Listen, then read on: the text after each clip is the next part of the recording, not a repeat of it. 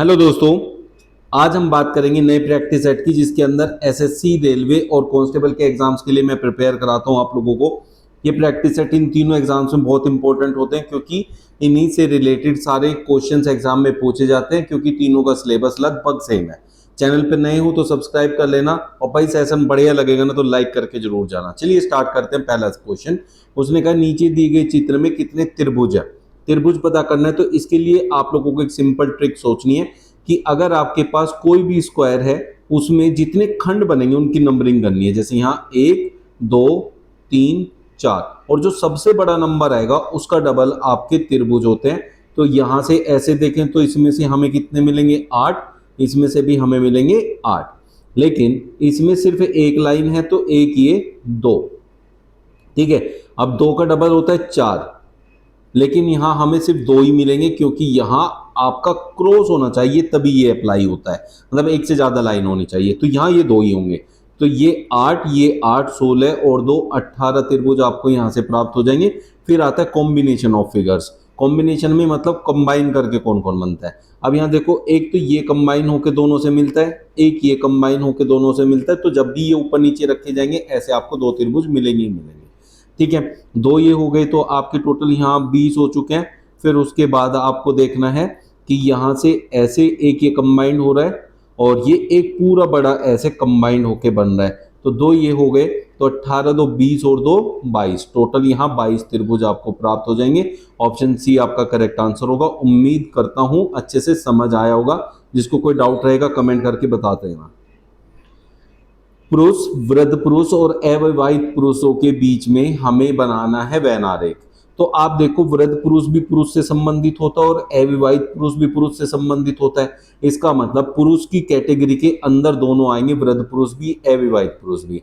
तो जो एक बड़ा आरेख बनेगा वो होगा पुरुष का।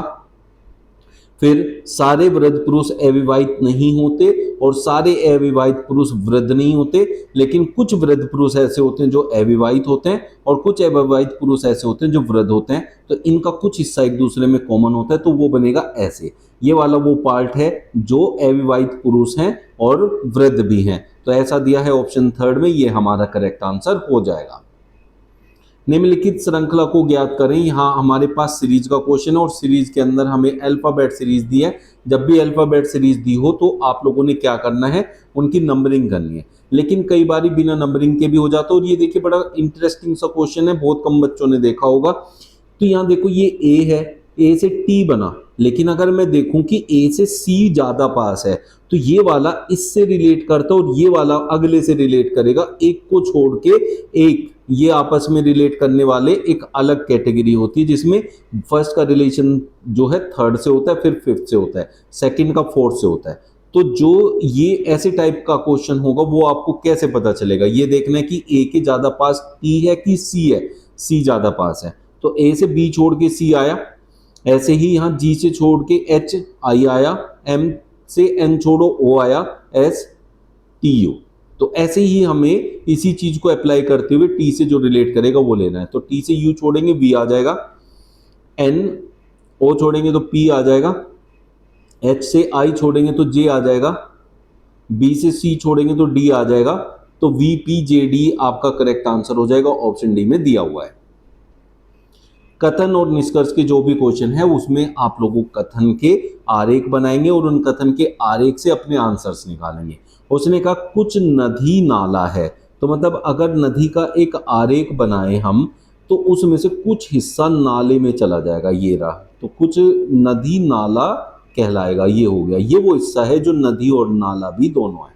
तो अगर कुछ नदी नाला है तो कुछ नाला नदी भी होगा, ये याद रखना है आप लोगों को, ठीक है। कुछ नदी नाला है तो कुछ नाला नदी होगा, ये एक दूसरे का विपरीत बनता है, ठीक है। कुछ में दोनों बनते हैं, कुछ में अगर इधर की तरफ आप जा रहे हो तो इधर की तरफ भी बनेगा। कुछ नदी नाला है तो कुछ नाला नदी है। और देखो ये निष्कर्ष यहाँ दिया है कुछ नाला नदी है, तो ये तो सही हो गया, यहीं से आपको पता चल गया, ठीक है बच्चों। दूसरी बात वो क्या कह रहा है, कोई नाला धारा नहीं है। कोई नाला धारा नहीं है, ये रहा नाला, और कोई भी नाला धारा नहीं है। लेकिन ये तो साफ कह दिया उसने, कोई भी नाला धारा नहीं है, लेकिन कोई नाला जो है नदी हो सकता है, कुछ नाला नदी हो सकता है। भाई धारा ही तो मना वो उसने धारा ही तो मना किया है, कोई नाला धारा नहीं है, तो कोई धारा नदी हो भी सकती है और नहीं भी हो सकती, तो ये हो सकता है। तो अब हमें दे रहा है कोई धारा नाला नहीं है, ये तो कंफर्म हो गया, कोई धारा नाला नहीं है, ये तो हमारा सही है। ठीक है, कोई धारा नदी नहीं है, कोई धारा नदी नहीं है ऐसा कहीं भी उसने संकेत नहीं दिया है, तो सेकंड वाला गलत हो जाएगा, पहला और तीसरा ही हमारा यहाँ अनुसरण करेगा, तो पहला और तीसरा सही है। ऐसा भी हो सकता है कि धारा अलग हो, ठीक है, धारा अलग भी हो सकती है, बट उसने ये नहीं कहा ना कि वो नहीं होगी नदी, तो उसे हम मान सकते हैं, लेकिन नाले से उसने साफ साफ मना किया। डी एफ एच से डब्ल्यू यू एस आया है, तो के एम ओ से क्या आएगा? तो आप देखो डी का अपोजिट होता है डब्ल्यू अंग्रेजी वर्णमाला में। अपोजिट का मतलब क्या होता है? जैसे इंग्लिश वर्ण के जो लेटर लिखे जाते हैं उसमें आगे की तरफ से एक की तरफ से चले तो डी चौथे नंबर पे आता है, और जेड की तरफ से मतलब पीछे की तरफ से चले तो डब्ल्यू चौथे नंबर पे आता है। तो दोनों 4 नंबर पे है ना, एक आगे से एक पीछे से, इसलिए उनको विपरीत कहते हैं। एफ का विपरीत यू होता है और एच का विपरीत एस होता है। ऐसे ही के का विपरीत कौन होता है? पी होता है, के पी कहते हैं हम। एम का विपरीत होता है एन, मालवीय नगर से याद रखते हैं, और ओ का विपरीत होता है एल, पी एन एल आपका करेक्ट आंसर हो जाएगा। जब दो नीचे है तो ऊपर की संख्या क्या होगी? इसका सीधा सा मतलब होता है कि दो के विपरीत कौन सा अंक आएगा। तो देखो यहाँ दो पासे की स्थिति आपको दर्शाई गई है।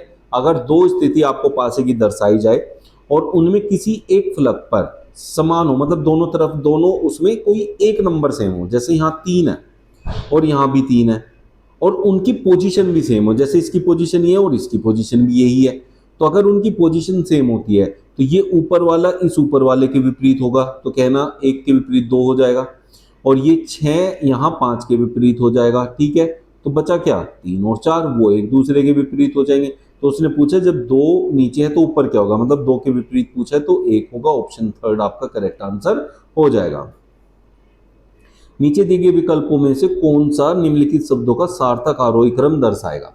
यहाँ दुर्घटना, न्यायाधीश, डॉक्टर, वकील और पुलिस, इन शब्दों को पढ़ के हमें एक स्थिति समझनी है कि इससे क्या स्थिति दर्शाई जा सकती है। तो हो सकता है कि कहीं एक्सीडेंट हो और उसके बाद की प्रक्रिया हो, तो एक्सीडेंट होगा तभी ये सब लोग हरकत में आएंगे, तो पहले नंबर पे तो दुर्घटना ही होगी, फिर दुर्घटना होगी तो डॉक्टर के पास ले जाया जाएगा, डॉक्टर कितने नंबर पे है? 3 पे। फिर पुलिस इन्वॉल्व होगी, पुलिस केस हो जाएगा दुर्घटना वाला। फिर अगर केस होगा तो चौथे नंबर पे वकील आएगा और फैसला न्यायाधीश सुनाएगा। तो 1 3 5 4 2 आपका करेक्ट आंसर हो जाएगा। ऑप्शन 2 आपका करेक्ट आंसर हम यहाँ कह सकते हैं। लुप्त संख्या ज्ञात करनी है। 18 12 3 का यूज करके 72 बना। अरे सर ऐसे भी तो बन सकता है इधर से इधर जाने में।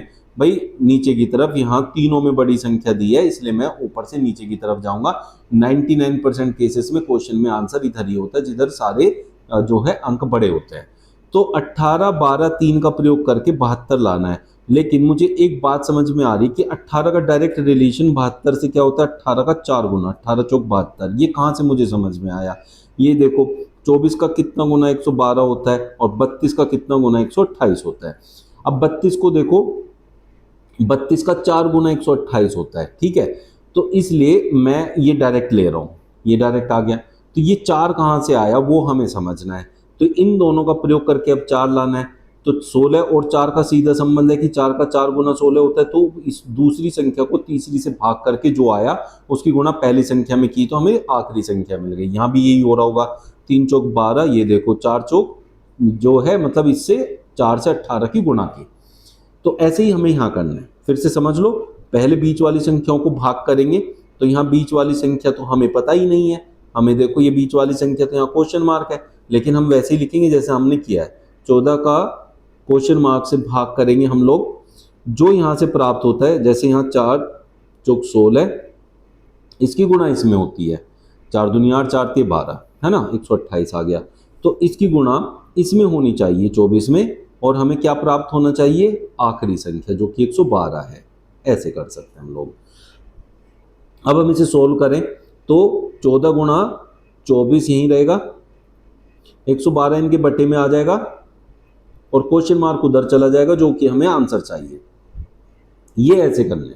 आप लोग इसे आसानी से समझ सकते हैं। अब 4 से काटूं तो 4 दूनी 8, 4 अठे 32, 4 छिक 24, 14 दूनी 28, 2 तीन 6, तो 3 आपका करेक्ट आंसर हो जाएगा, ऑप्शन ए में दे रखा है। 8 से जैसे 128 आया, 10 से वैसे ही क्या आएगा। अब 8 और 128 का जो रिलेशन है ये कहलाता है नंबर एनालॉगी, इसलिए उसने लिखा है निम्नलिखित प्रश्न में सादृश्यता को ज्ञात कीजिए। तो 8 से 128 कैसे आ सकता है भाई, 128 है बड़ी संख्या, बड़ी संख्या है तो छोटी संख्या अगर इधर बहुत दे रखी है और उससे एक बड़ी सी संख्या लानी है तो हमेशा वर्गों या घनों से आ सकती है। अब 8 का घन तो 512 होता है और 8 का वर्ग होता है 64। अब ना ये 64 है ना ये 512 है ना उनके आसपास है, तो 512 तो होगा ही नहीं, उसे तो हम हटा देते हैं। लेकिन अब हम देखेंगे कि अगर 8 का वर्ग 64 होता है, 64 का क्या 128 से कोई संबंध है? हाँ जी, 64 का डबल होता है 128। तो हो सकता है कि ये क्या किया, वर्ग करके उसका डबल किया होगा, तो उसे अप्लाई करके देखते हैं ऑप्शन में मौजूद है क्या। तो 10 का वर्ग 100 होता है और 100 का डबल 200, ऑप्शन ए में दे रखा है, ये आपका करेक्ट आंसर हो जाएगा। दर्पण प्रतिबिंब कौन सा होगा? देखो आपके पास ऐसे करके फिगर दे रखी है, समझने की बात है, तो इसको इस वाली लाइन को भूल जाओ, पहले ऐसे दे रखा है वी बना के ऐसे, तो जब ये देगा तो दर्पण यहां रखेगा तो ऐसे बन जाएगा, क्योंकि जहां से क्वेश्चन स्टार्ट होता है वहां से आंसर खत्म होता है, और जहां से क्वेश्चन खत्म होता है जैसे यहां से हुआ वहां से आंसर स्टार्ट होता है, तो ये इसका उल्टा बन जाएगा, लेफ्ट का राइट, राइट का लेफ्ट। अब जैसे ऊपर वाली ये लाइन ऐसे खींची हुई थी तो ये वाली ऐसे खींच जाएगी, तो ये आपका करेक्ट आंसर होगा इस टाइप का, तो ऑप्शन थर्ड में गिवन है। ये ऊपर की तरफ नहीं जाएगा क्योंकि ऊपर वाली ये है और ये इधर ऐसे नीचे की तरफ जाएगा, तो ऑप्शन थर्ड आपका करेक्ट आंसर हो जाएगा। यदि प्लस का अर्थ गुणा, तो हम देखें यहां 225। अब भाग का क्या अर्थ दिया है वो देखते हैं। उसने कहा भाग का अर्थ है माइनस, तो यहां -5 हो जाएगा। फिर उसने कहा प्लस, तो देखें प्लस का अर्थ है यहाँ गुणा, वो हो गया 96। माइनस का क्या अर्थ है, देखें माइनस का अर्थ है भाग 3, तो इसे बटे में लिख देंगे यहाँ 3। और गुणा का अर्थ क्या है वो देख लेते हैं, गुणा का अर्थ है प्लस, तो यहाँ लिखेंगे +31। ऐसे आप लोग पहले तो साइन चेंज करते हैं। अब लगाते हैं बोर्ड मास रूल। बोर्ड मास रूल में सबसे पहले हम भाग करते हैं, 3 तीनों 3 दूनी 6, ठीक है। फिर गुणा करते हैं, 32 पंजे 160 होता है, +31 225। अब ये माइनस का, तो 160 माइनस का है, तो 225 में से 160 माइनस कर दो। अब आप लोग बोलोगे सर पहले तो बोर्ड मास रूल में प्लस करते हैं, तो प्लस माइनस में से कोई सा भी कर सकते हैं, उसमें कोई फर्क नहीं होता है। तो इसे माइनस करेंगे तो ये हो गया 5, 6 और 6 12, 65 और 31 उसमें जोड़ देंगे, तो 6 6 3 9 96 आपका करेक्ट आंसर हो जाएगा, ऑप्शन बी। निम्नलिखित श्रृंखला को ज्ञात करें। आप देखिए यहाँ 2 से स्टार्ट हुई है श्रृंखला और बढ़ते बढ़ते बढ़ते बढ़ते 254 पे पहुंच गई। जब भी ऐसा क्वेश्चन होता है कि संख्या लगातार बढ़ती चली जाती है और बहुत ज्यादा नहीं बढ़ती है, बस थोड़ी सी बढ़ रही है, तब हमेशा गुणा का क्वेश्चन होगा, गुणा लगाएंगे। जैसे यहाँ 2 से 6 कैसे आ सकता है, 2 3 6 होता है। और एक तरीका और होता है भाई, डायरेक्ट मल्टीप्लाई नहीं भी होती कई बार, जैसे 6 से 14 डायरेक्ट मल्टीप्लाई करके नहीं आया, तब हम क्या करते हैं, तब हम देखते हैं कि जैसे 2 दूनी 4 है, फिर +2 जोड़ के 6 हो रहा है, तो डबल करके 2 जोड़ा है, तो यहाँ देखें क्या ये आगे भी फुल हो रहा है, 2 दूनी 4 और 2 6, 6 दूनी 12 और 2 14, 14 दूनी 28 +2 30, 30 दूनी 60 2 62, 62 दूनी और +2 करेंगे तो क्या होगा 124, और प्लस में 2 करेंगे तो 126। तो ऑप्शन ए आपका करेक्ट आंसर बन जाएगा। यहाँ नीचे दी गई आकृति में कौन सा अक्षर उन छात्रों का गोतक है जो गायक भी है और नृतक भी है। जब भी ऐसा क्वेश्चन हो तो आप देखो गायक कहाँ है, गायक ये रहा, तो इसके अंदर आने वाले जितने लेटर हैं हम उनकी बात करेंगे। दूसरा उसने कहा नर्तक भी है, तो नर्तक वाले भी ले लेंगे। अब इनमें देखो कौन कौन सा हिस्सा दोनों में मैच करता है। अब दोनों में मैच करता है, लेकिन उसने कहा छात्र भी होना चाहिए, तो छात्र भी होना चाहिए, तो ये देखो जो सी है ये क्या है, ये आपका गायक है, छात्र है, लेकिन नर्तक नहीं है। लेकिन जब मैं डी की बात करता हूँ, ये बिल्कुल बीच में है, ये छात्र में भी आता है, इसमें भी आ रहा है, फिर गायक में भी आता है, इसमें भी आ रहा है, और नर्तक में भी आता है, तो इसलिए जो है आंसर हो जाएगा डी। यदि मेरी माँ के मामा मेरी पत्नी के पितामह हो तो वो मेरी दादी से किस प्रकार संबंधित होंगे। ये आप लोगों का आज का होमवर्क है, कमेंट करके मुझे बताएंगे आप लोगों का क्या आंसर आया। कल इस क्वेश्चन का सॉल्यूशन मैं अपने प्रैक्टिस सेट में जरूर रखूंगा, कल का प्रैक्टिस सेट देखेंगे जिसको ये क्वेश्चन आज नहीं आएगा। और जिसको आएगा भाई वो कमेंट करेंगे कि उनका आंसर क्या आया है, कल मैच भी करेंगे अपना आंसर। चलिए कल फिर मिलेंगे बढ़िया से प्रैक्टिस सेट के साथ इंपॉर्टेंट क्वेश्चन जो कि डेली में लाता हूँ रीजनिंग के आप लोगों के लिए। Thank you.